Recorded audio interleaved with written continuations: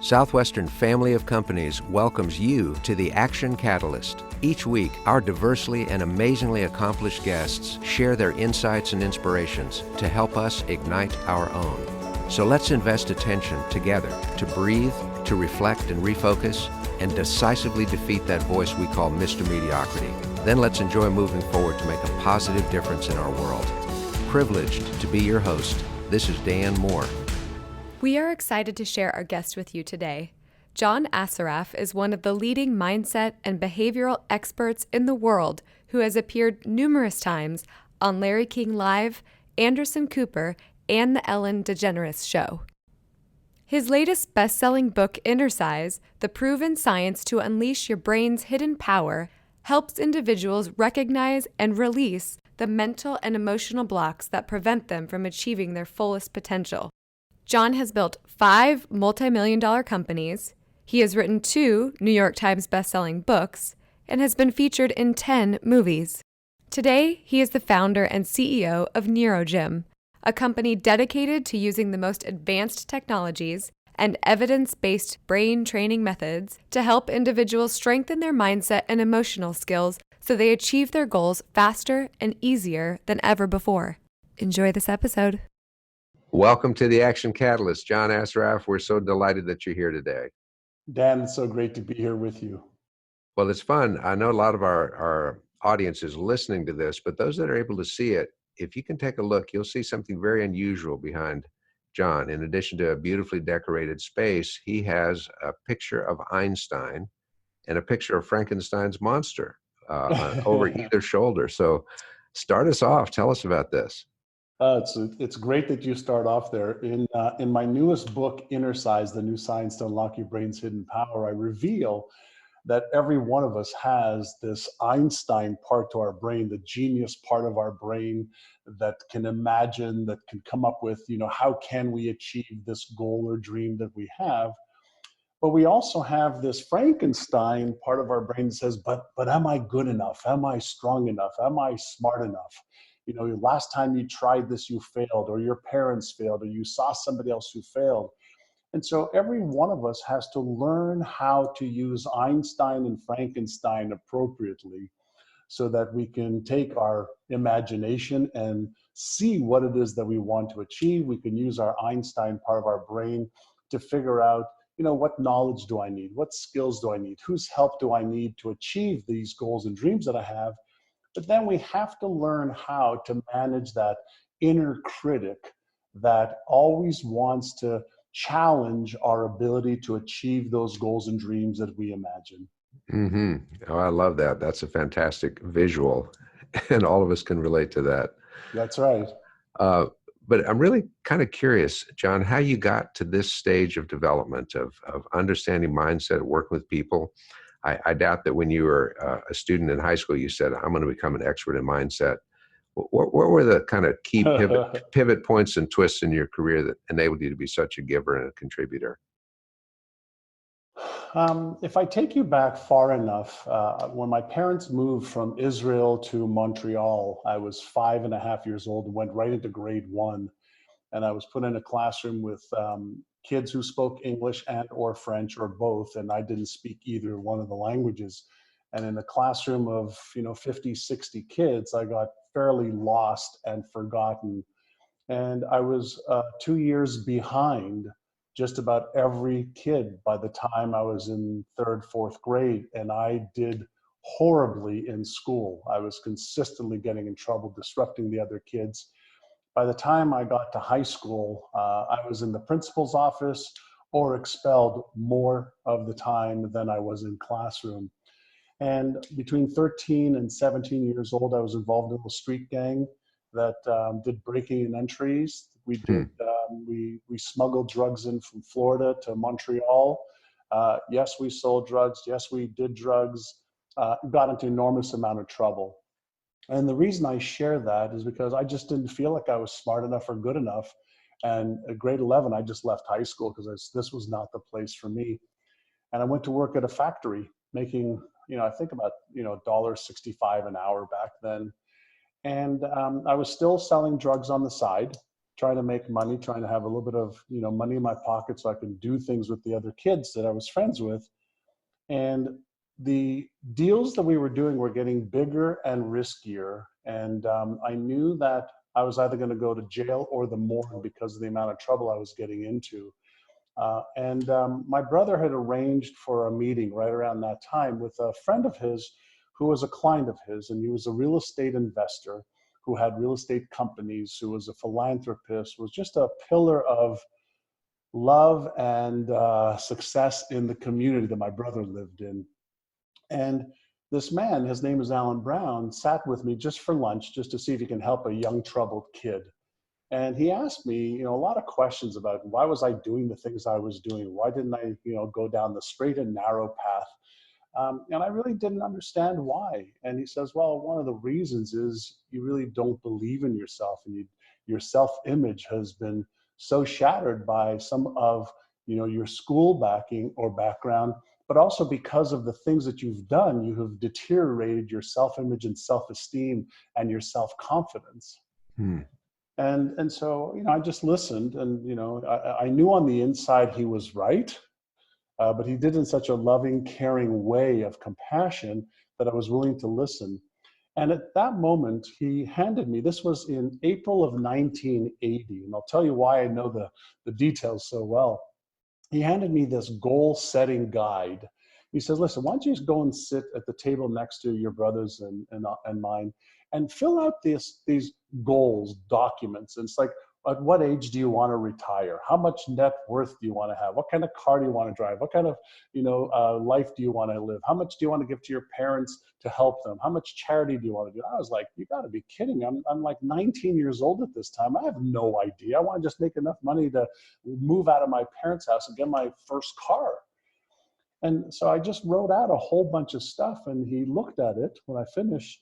And he said, I mean, these are some really big, good goals you have. Where'd you get these? I said, well, I like watching the TV show Lifestyles of the Rich and Famous with Robin Leach. Robin Leach. And he says, well, every one of these goals is doable. He says, but I'm going to ask you one question, and your answer to this question will determine whether you will achieve these goals and dreams or not. And I was thinking to myself, one question will determine this? So he says to me, he said, son, he says, are you interested in achieving these goals and dreams? Or are you committed to achieving them? And I said, Mr. Brown, what's the difference? And he said, John, he says, if you're interested, you'll keep using your educational inefficiencies, the fact that you did poorly in school, that you fell behind, that your parents couldn't help you, that your father was a cab driver, there was not enough money, blah, blah, blah. He said, you could keep using your stories and your excuses and your circumstances and your reasons to hold you back and keep you stuck. And if you do that, that will control your environment, your behaviors, and your results. He says, but if you're committed, you'll upgrade your beliefs about yourself, about what's possible. You'll develop the knowledge, the skills, and the behaviors so that they line up with the achievement of every one of these goals. He says, you'll let go of all the reasons why you can't or why it's not possible for you, and you will do whatever it takes. So in that moment, I was like, okay, I mean, this makes sense. So I just blatantly blurted out of my mouth, well, in that case, Mr. Brown, I'm committed. And in that moment, he reached out his hand to me and he says, in that case, son, I will be your mentor. And Wow. that one question, one answer, one lunch, my life changed. And so he said to me, great, the first thing I need you to do, I need you to move from Montreal to Toronto, where I live. And I go, Montreal to Toronto? It's 350 miles away. I don't know anybody in Toronto. I don't have any money. I don't have a car. I don't have. He says, stop. Look how fast you're coming up with stories and excuses already. I said, Mr. Brown, I can't move to Toronto. I don't have the means to. He says, son, he says, how to achieve a goal always comes after you commit to the goal. As I said, fine. I'll move to Toronto. And then my brother says, well, bro, you can live with me to start off with. I said, okay, great. So then Mr. Brown says, the next thing I need you to do is I want you to enroll in the real estate course that starts on May the 5th here in Toronto. I said, well, how much is that? He goes, it's $500. I said, $500? I have like $60 in the bank. I don't have the money. I'm going to move to a new city. I started giving him the stories and excuses and the reasons again. He said, stop. He says, look at what you're doing so quickly. You're focusing on why you can't, and highly successful people always figure out how they will. I said, fine, I'll find the money. My brother says, well, I can lend you like $100. Maybe dad could lend you some money. Maybe our sister could lend you some money. And long story short then, for everybody who's watching or listening, is several weeks later, okay, I moved to Toronto, Canada. Several weeks after that, I enrolled in the real estate school that started on May the 5th, 1980. And on June the 5th, 1980, after going to class every day from 9 to 5, I passed my real estate test. I got my real estate certificate, and I was a licensed real estate agent at the age of 19 years young. Now, the reason I remembered this story and these dates so well is because on June the 20th, 1980 was one of the proudest days of my life because I had passed the test without cheating. Oh my, that's fantastic. I actually sat my little Assaraf down and studied every day, asked for the help that I needed, got guidance, even though I didn't understand the legalities of real estate, the math of real estate, half the language I didn't understand, but I put the effort in, and the little certificate, I really couldn't care about the certificate, but how it made me feel that I actually did the work. And my mentor was there. Is Alan Brown still living? Amazingly enough, after about a year of working for him, I lost track of him.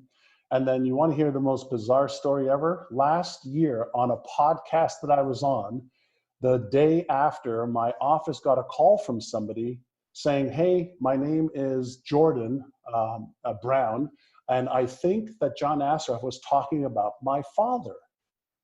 And because I told this story on another podcast last year, and I was like, yeah, baloney, forget about it. And like a week later, this guy called back again, and he says, listen, I really think that John Assaraf was talking about my father. I'd like to speak to John. So I got on the call with this young man from New York, and his name is Jordan Brown. And lo and behold, his father is still alive in Florida, and his father and I got on a call to talk over 35 years later.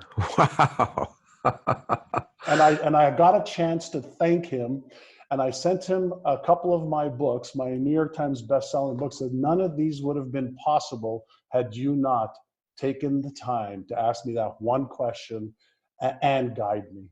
And he's like, oh my God, I had no idea it had such an impact, on your life like that, or in anybody's life. Well, you're an encourager in so many ways, John, and just to call him up and tell him that, this is a lesson to all of us. There are people in our lives that we have never properly thanked, and if they're there, we still need to do that. It's fantastic. Absolutely.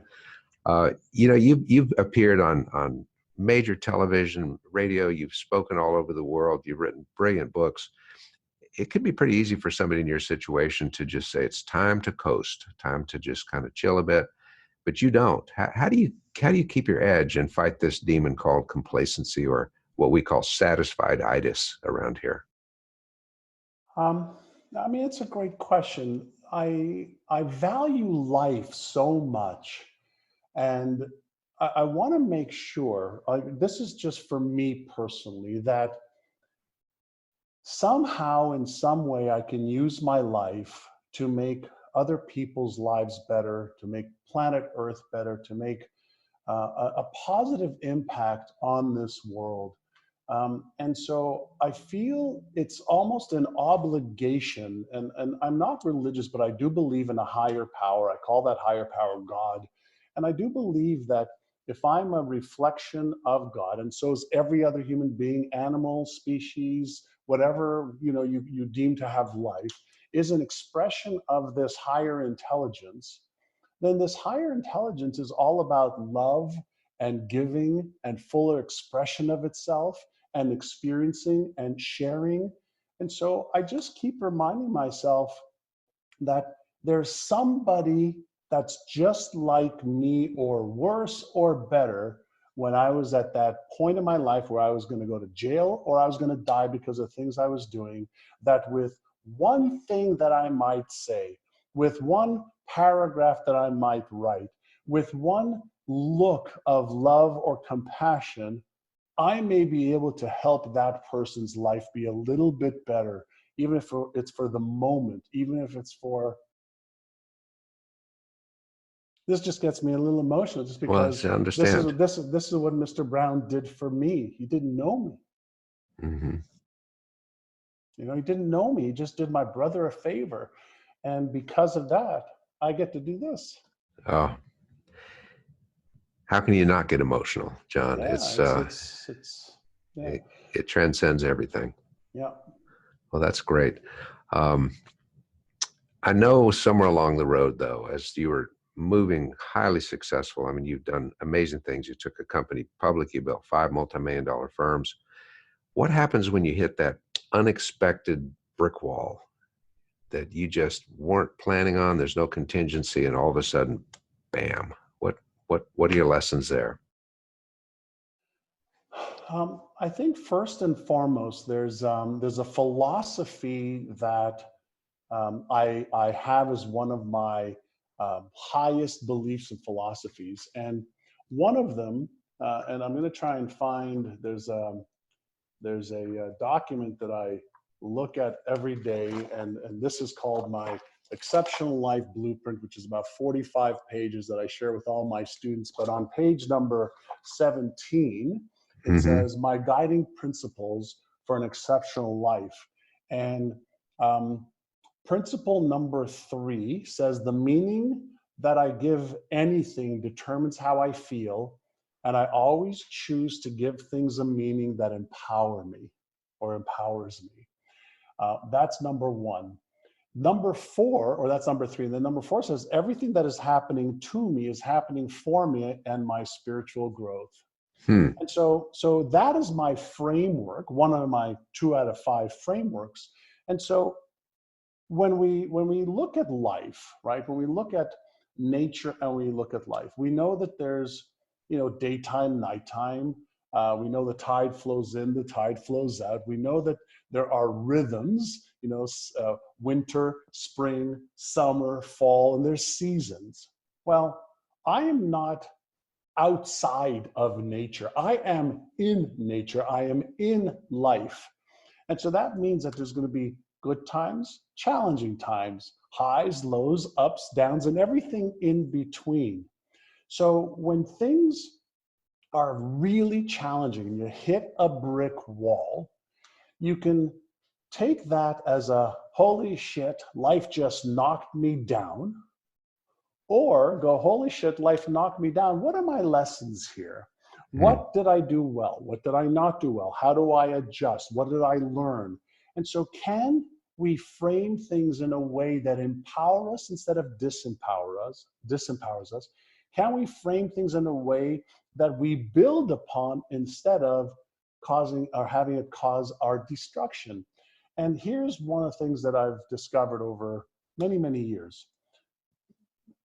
If you develop the mindset and the emotional management techniques and abilities to navigate through your emotions, that helps you navigate the seas of life. So a skilled captain of a ship can weather 10-foot storms, 20, 30, 40, 100-foot swells because they are experienced in the storms. Hmm. And so the experience of life's storms, when framed properly, and specifically starting with, it's not happening to me, it's happening for me. What can I learn from it?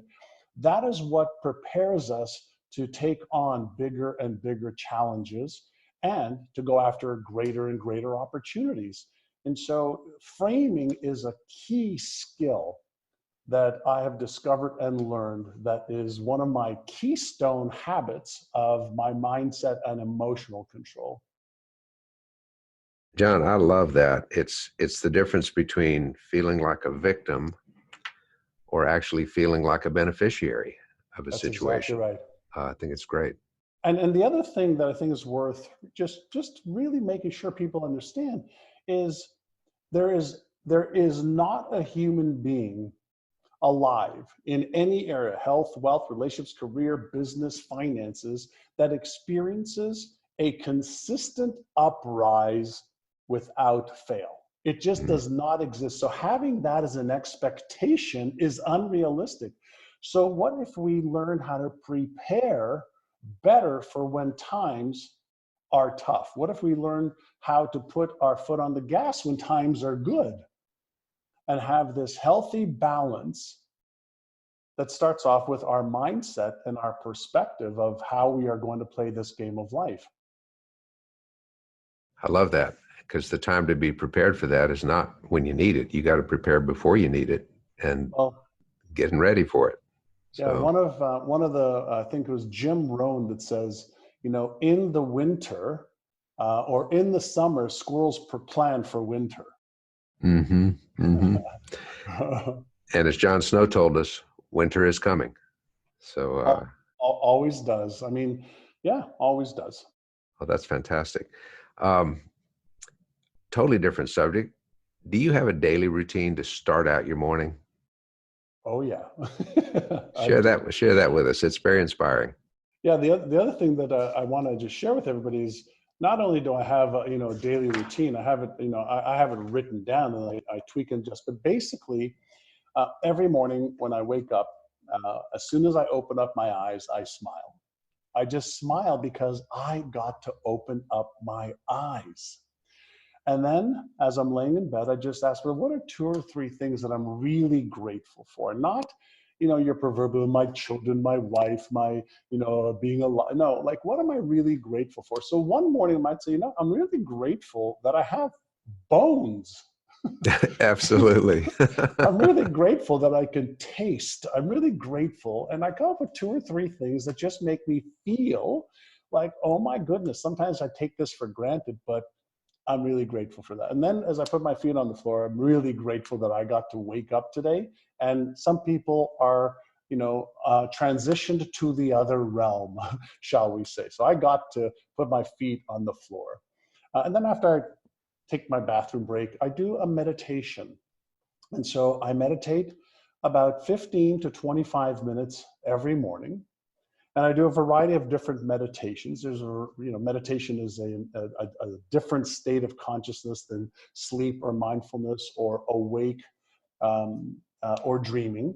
And so I do a meditation to connect to the source, to be present, to either focus on something or let go of all thoughts. So really being, in that meditative state. And then right after that, I take out my Exceptional Life Blueprint hmm and my iPhone. And I have recorded, for example, my life's vision. I've recorded the story of my life. I've recorded my core prayer. I've recorded several things that are really key to me getting and staying focused on the day and what I want to trade my life for that day. So I call that cognitive priming. I prime my brain every day to focus on the things that matter the most. So instead of starting off my day, with television and radio and checking emails and texts and all the stuff that can scatter my mind, I want to deliberately teach my brain to focus on the things that I deem are the most important. So I prime my brain first.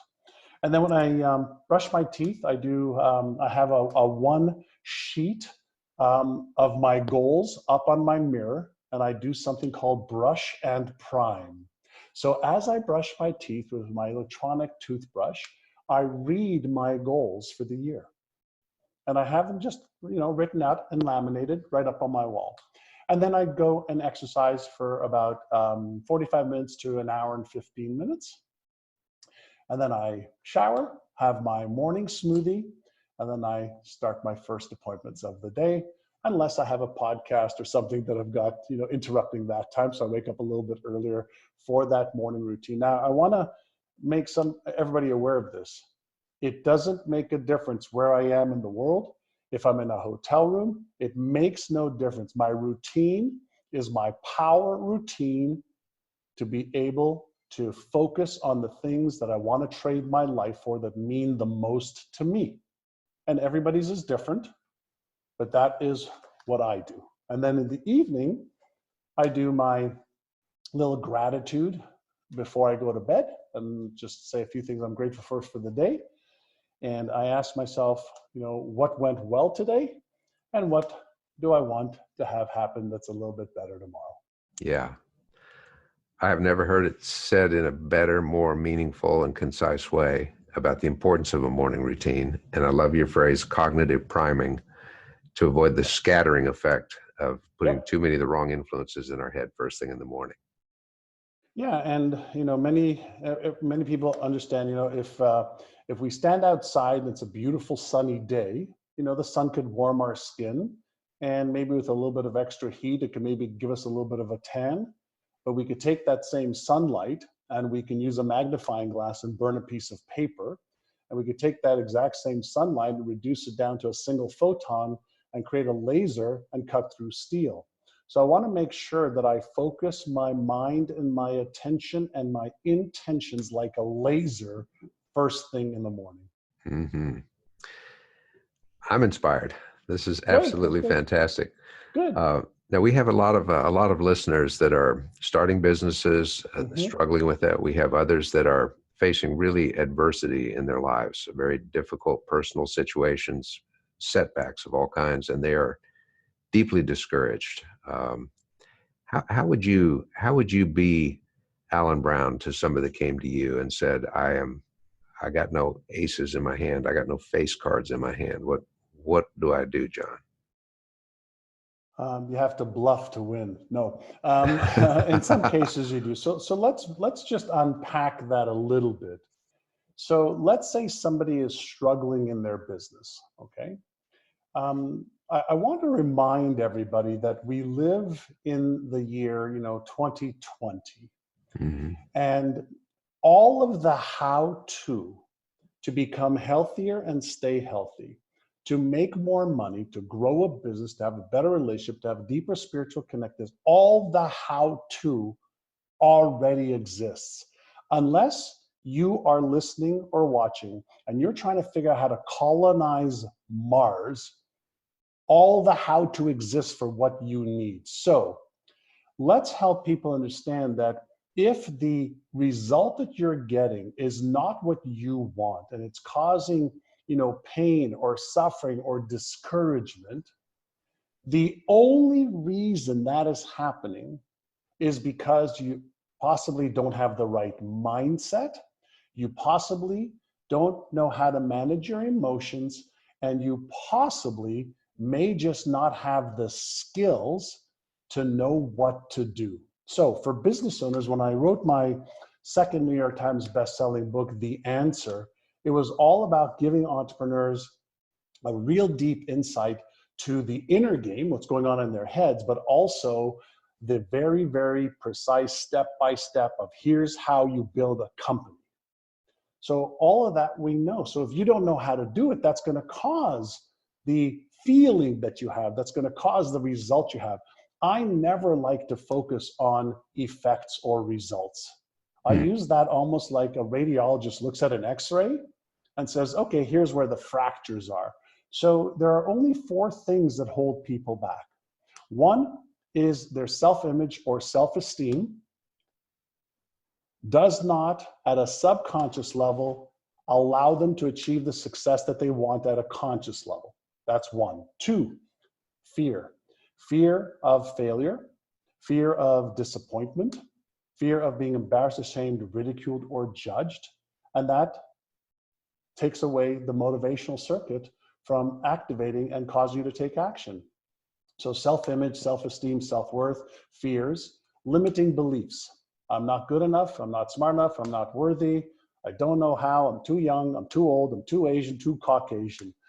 they also deactivate the motivational circuits of the brain. So we procrastinate and don't take action. And the fourth one is I don't have the knowledge or the skills. So 99% of people not achieving the desired result they want will fit into those four categories.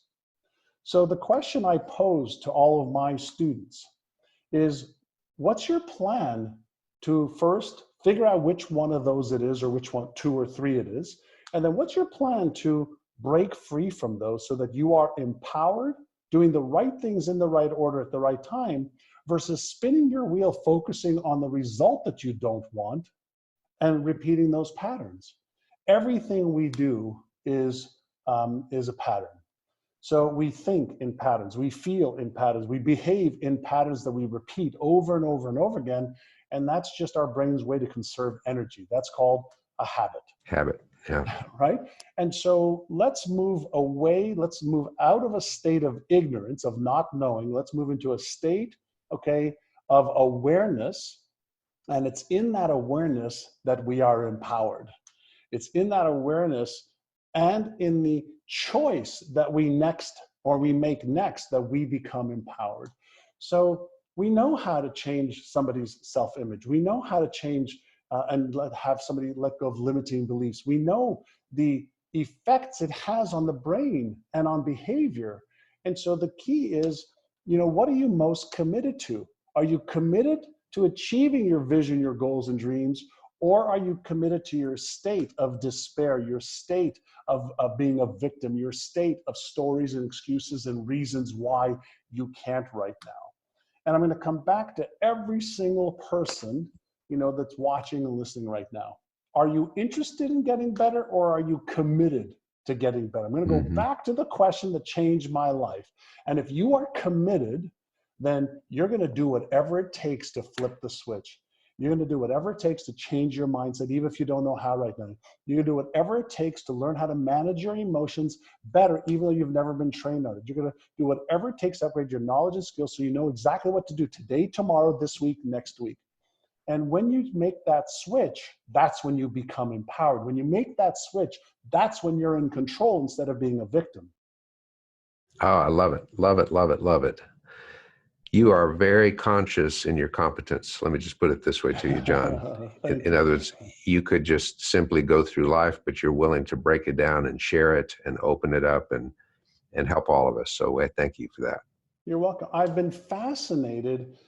I'm going to go back to when I was 19, and one of the things that Mr. Brown had me doing, the reason I have this down to a science, my exceptional life blueprint, and I teach the way I do is, at the time when I shared with that he had me write down my goals. Yep.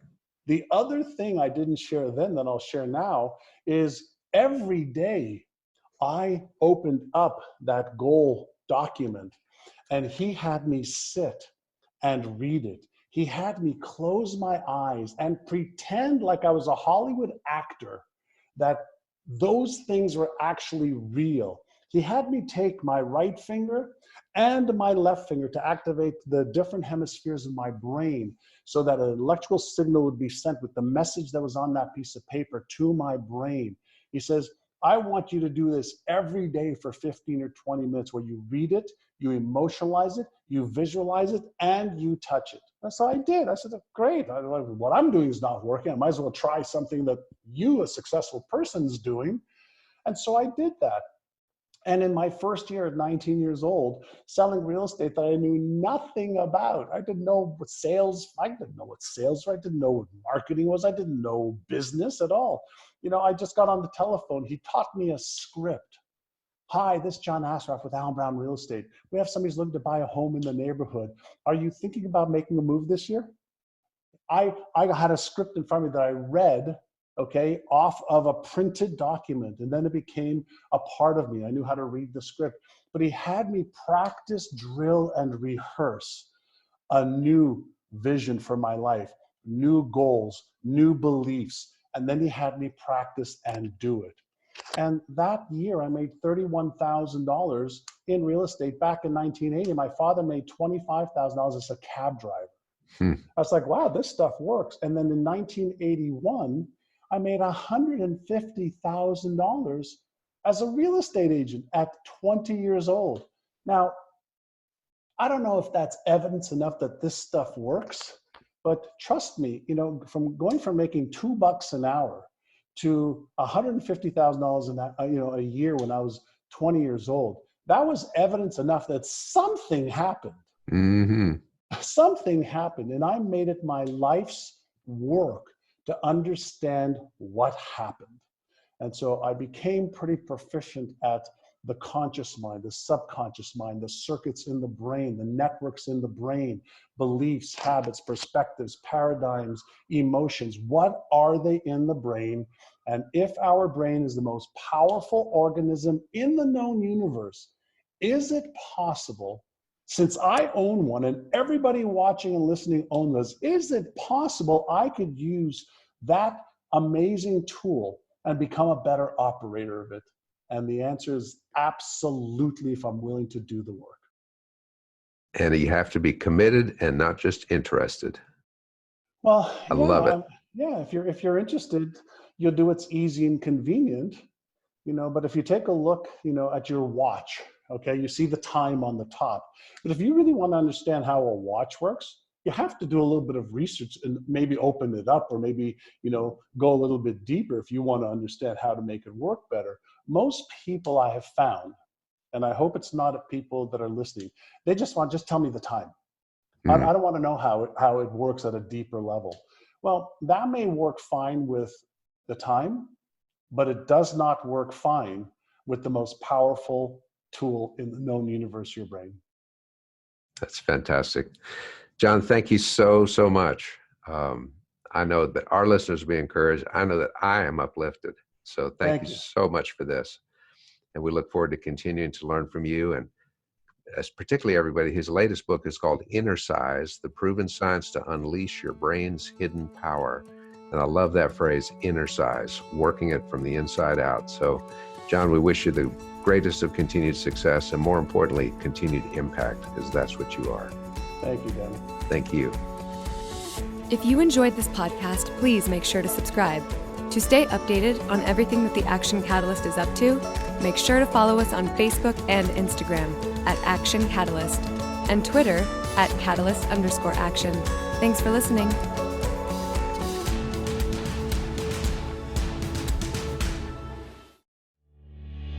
This episode is sponsored by Southwestern Coaching. Southwestern Coaching has helped over 12,000 people increase their incomes by over 25% on average. As a successful salesperson, you know the importance of increasing your sales, but sometimes you might just need a little extra push and accountability to meet your goals and grow your business. Southwestern Coaching will help you increase your income through one-on-one sales and leadership coaching tailored specifically to your needs. Together, we will elevate sales. To schedule your free one-on-one business action planning session with a Southwestern coach, go to www.southwesternconsulting.com/action catalyst.